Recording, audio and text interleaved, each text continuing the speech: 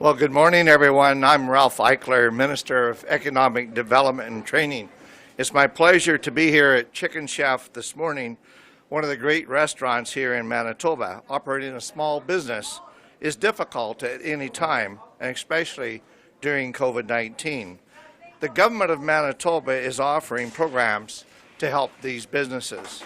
To talk more about these programs, I'd like to welcome Premier Brian Pallister to the podium. Good morning, everyone. Thanks for being here, and thank you to the Chicken Chef here in Nairn for hosting us this morning.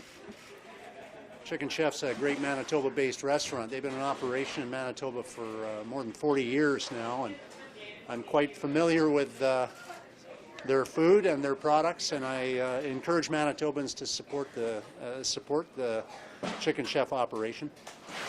I can share with you that one of the operation managers had told me that a few weeks ago, thanked me for our government introducing the program to help people get off the Serb program. He's just having difficulty. Out of 30 employees, he was able only to get a couple back to his location. With our back to work programs, many businesses, including Chicken Chef operations around the province, have been able to hire people back and get them back working, and that's great because Manitobans like to work. They like to earn their way. And we're happy to see businesses restarting here in Manitoba.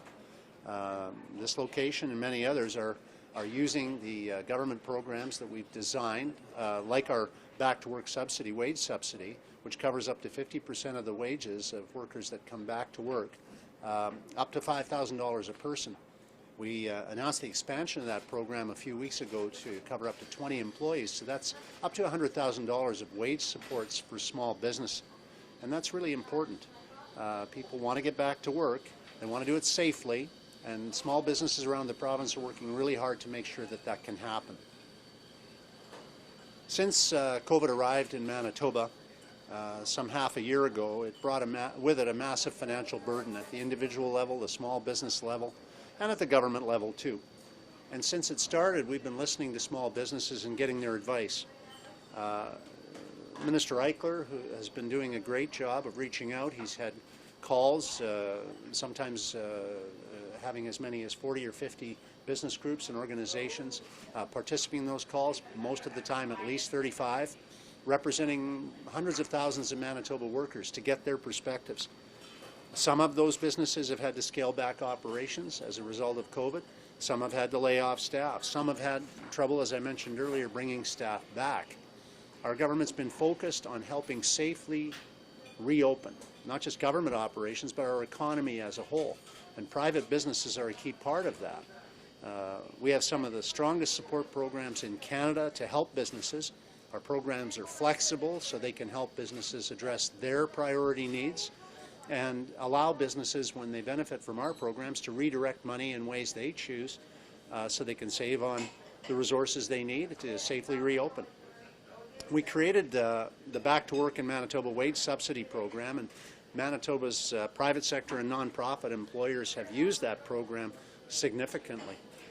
Nous avons créé les subventions salariales retour au travail au Manitoba. Les employeurs du secteur privé et du secteur sans but lucratif peuvent recevoir jusqu'à $100,000 pour subventionner 20 employés qu'ils ont ramenés au travail, embauchés après le 16 de juillet. Then in August, we expanded the maximum number of employees under that program from 10 up to 20. And since that time, we have seen a doubling in the number of applications. This means that thousands of Manitobans are able to get back to work with the help of small business partnering with the government of Manitoba on our programs.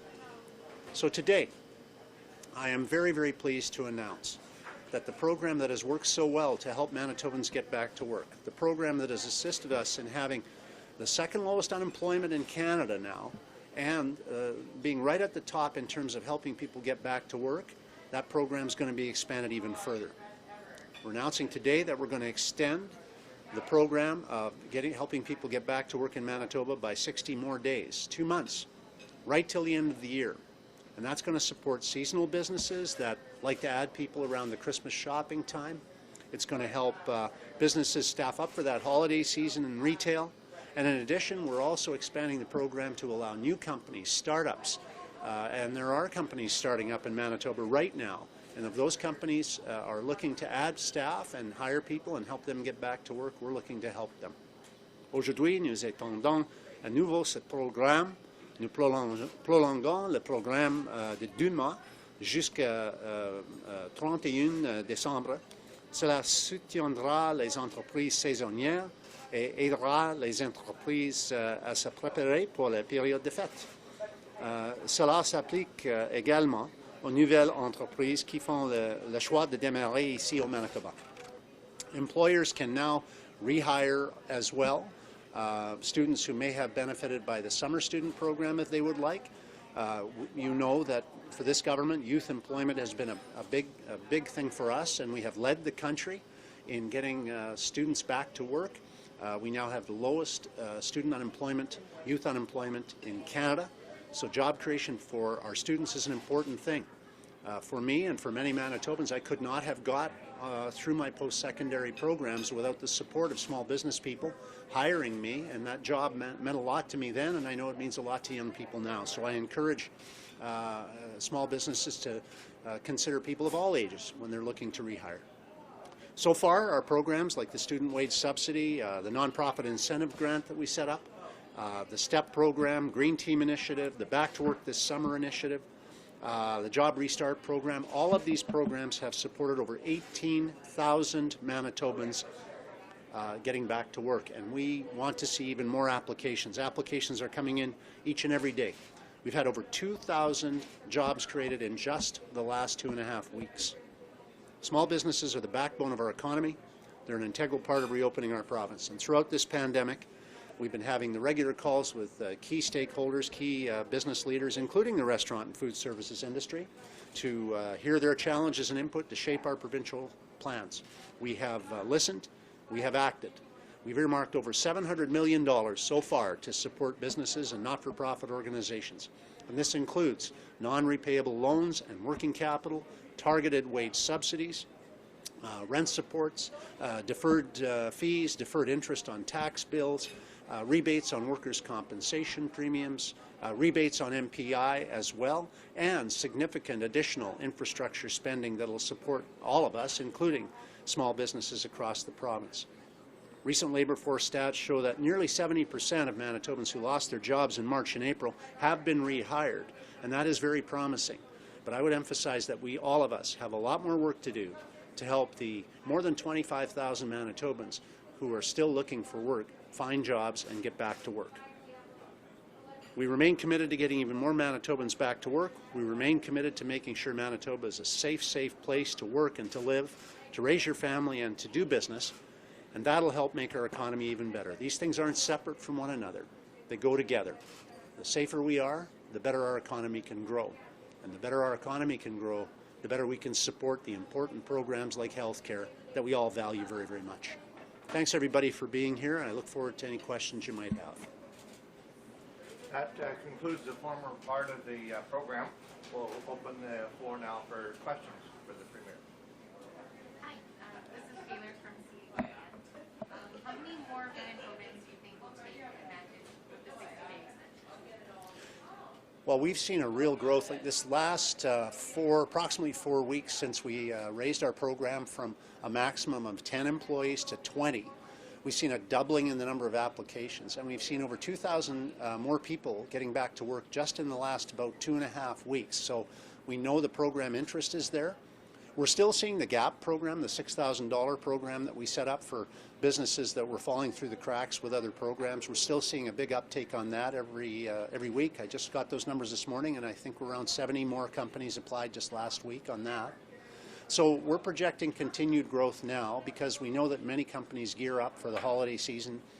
There's additional retail opportunities for hiring, and we're hopeful that we can make that number of unemployed Manitobans be a lower number as we move forward, because Manitobans want to work, and we know the best social program isn't a social program, it's a job. Mr. Buell, we have intimately heard from businesses that they're not crazy about this. I know you say more people will apply, but we continue to say, look, you can hire people through various Well, I say that the stats and the facts contradict that position. I say that when you see us leading the way in getting people back to work, there's a reason for that. Part of the reason is Manitobans are hardworking people, and this is a hardworking government working for hardworking people. But I'll tell you, we can't make up the losses for every business in this province because of COVID. Everybody should know that. But we have overall the most generous programs in the country of any provincial government, bar none, and they work. Our programs are working to get people back to work, but we need the partnership of small businesses to ensure that they're using those programs. That's why I'm promoting today, and I thank the media for covering this attempt to help people get their lives back. We have 27,000 people fewer right now working than were working 1 year ago in Manitoba. Yes, we're among the leaders in Canada in getting people back to work, but we need to do more. And so I'm thankful that small businesses are taking us up on the opportunity to do that, that they're using the program to hire people, and I know that the workers are glad to be able to get back to work and earn a paycheck too. The 2,000 new jobs created over the last 2 weeks, how many of those are from new businesses that have taken part of this program, and how many are just simply expanding from the previous lower number to the top that they're allowed to? Yeah, that's a great question, and I'm looking for the detail on those numbers. The vast majority of the new jobs that are being created right now are hire-backs or new hires of existing businesses. That's why today I wanted to really promote to the new businesses that are starting up in Manitoba that they can use this program too. Among the leaders, of course, in hiring are the hospitality industry, including but not limited to restaurant and food service companies. We know that the restaurants have been doing pretty well, but the patio season's sadly going to come to an end pretty soon. There are going to be challenges in the restaurant industry, and we know that. But for sure, we're seeing the uptake there is either second or third highest of all the sectors of our economy. So restaurant businesses are doing pretty well in terms of revenue right now. We want to encourage that to continue. And we know that there has been one of the biggest uptakes for us on the GAP program and the wage subsidy program have been restaurants and so on. The caterers are hurting really badly. That's one of the sectors that's really been difficult and hard hit because we're not able to meet in the size of groups that we're used to. And so things like catering for a funeral for a loved one or a wedding, those numbers are really down. But the restaurant numbers in terms of global revenue have actually come back to very close to what they were pre-pandemic about February. So there's money there, there's money being made, and there's a need for more people to be hired, and we're seeing that with the uptake on our programs. More drowning with the free press. I was hoping you could answer what is the rationale for your government lifting the freeze on evictions and the rent increase for residential tenants? That's a great question. The rationale is that basically everybody else across Canada has done this, that we value and want to protect people, obviously, who are tenants, but we have to respect also landlords. There's a relationship there that has to be respected. And so we had extended the freeze longer than most other provinces. We're lifting it now, as most other provinces have already done, out of respect for that relationship. How many have you been told, how many Manitobans have you been told would face eviction on October 1? That's a hypothetical. I can't speculate. I can only say that I know from the feedback we've received that people have really appreciated the protection during especially the early days of the pandemic when there was really great uncertainty. As the situation, and I won't say it's normalized, but I will say as there's an increasing understanding of how to deal with COVID, as people are getting back to a sense of normalcy with this, I think that there's an increased cooperation that's been evidenced between both landlords and tenants about the situation going forward.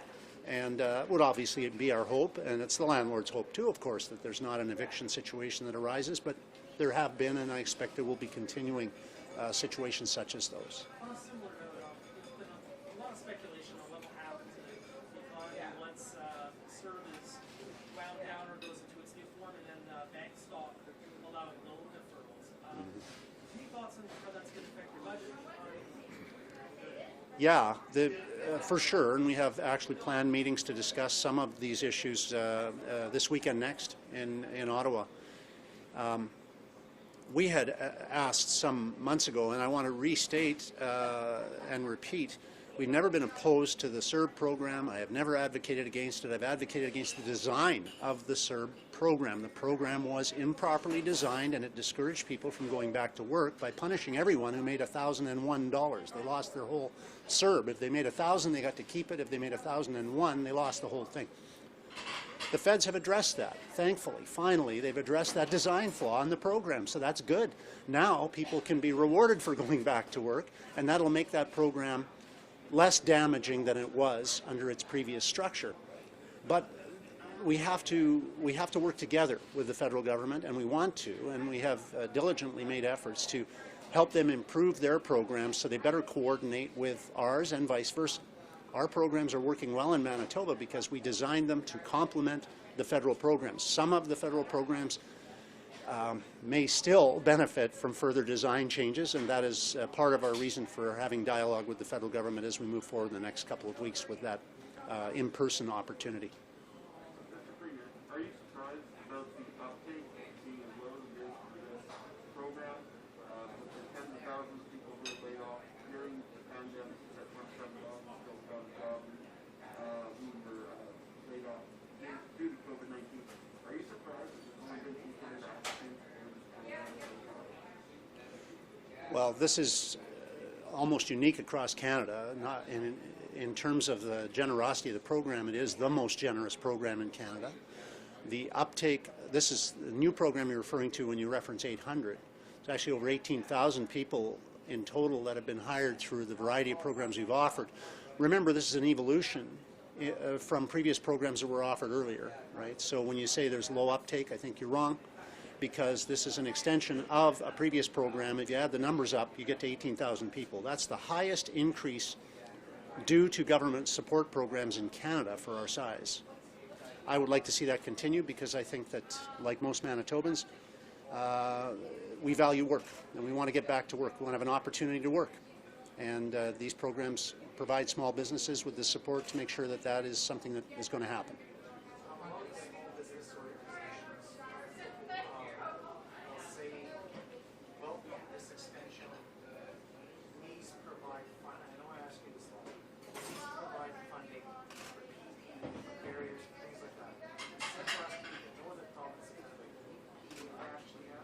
Yeah. So is there going to be any movement from your government to maybe money that's left over in other programs? No, it's not a good idea, and if it was a good idea, you'd see other provinces doing it, and you don't see other provinces doing it. You can look at the global number on that program and realize it's teeny. Look at, you hire 20 people back, you get $100,000 of supports. That's $100,000 you don't have to spend. Take some of that money and do what you want with it. If you need shields, do it. If you need footprints on the floor to direct your traffic in your retail operation, do it. If you need PPE, use it for that. We're creating a program here that small businesses are using in increasing numbers. Okay, so you're talking about over 2,000 new jobs in the last 2.5 weeks with these programs. 50% wage subsidies for small business are not small. That's not peanuts. That's a big deal to most of our small businesses. I understand that, and I hope Manitobans understand, these programs aren't designed for big companies. They're designed for small businesses, and that's who they're supporting. And they're going to keep supporting small businesses because that's the heart and soul of our enterprise in our province. On an unrelated note, what's the reaction to the Manitoba Métis Federation filing a human rights complaint about provincial health officials discriminating against the Métis and ignoring in response to COVID-19? It's just David Chartrand looking to sue somebody, and there's not many people in Manitoba he hasn't chosen to sue. The reality is that we're in the reconciliation business, but we're not into buying rights away from people. And I have tons of Métis friends who I have way too much respect for to start throwing money at them to make them my friends. And they have way too much respect for themselves that they would put on offer and try to sell me their rights. David Chartrand likes to sue people, and he's used to getting paid when he does it. What he's selling, we're not buying. We have too much respect for the Métis people of this province to try doing that. He should return his phone calls, he should return his emails, he should return his texts. We've got everybody on board on, for example, the outlet consultation, the North End of Lake Manitoba. Every First Nation, every interest group. David Chartrand's been invited a dozen times to come and get involved in that discussion. He isn't returning calls. I can only say to President Chartrand, if you really care about representing your people, stop trying to weasel money at everybody, including Métis people, and start getting to the table and looking after their best interest. Métis people around Lake Manitoba don't want to get flooded again. They'd like an outlet to be built. And we need your ideas and criticisms, and if you're not even going to return calls, we're going to have a hard time getting those. I'd like to get that outlet built, and I need President Chartrand to show up for the consultations and not just try to hold out and expect he's going to get paid to show up at the consultations, because he won't. Completely unrelated. We saw first week in schools been back 3 at least infections so far. Confusion as to how these students are going to school after getting tested. Again, personal medical information doesn't come. But your thoughts, how well is it going in your estimation after 4 days? I think it's going pretty well. The feedback, and it's limited feedback at this point, it's early days, has been that parents, I think, and the school leaders have been working really hard to communicate that the program that we developed, which is arguably one of the best in the country, it's certainly a lot of detail in there, does provide some safeties with its protocols and protections that I know parents and children deserve. And just all of us hope that as we get into these uncharted waters, that we can continue to keep our children safe and our staff safe too at the schools.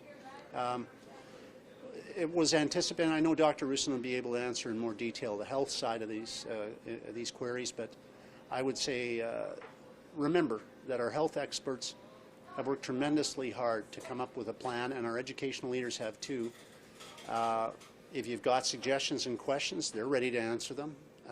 But I'd say to the armchair critics, including some editorial writers, remember that we have healthcare leaders here that have years of expertise. We have educational leaders that have made this their professional career for decades in some cases. Show some respect for those people. And remember, too, that COVID isn't the only thing that's contagious. Your attitude is, too.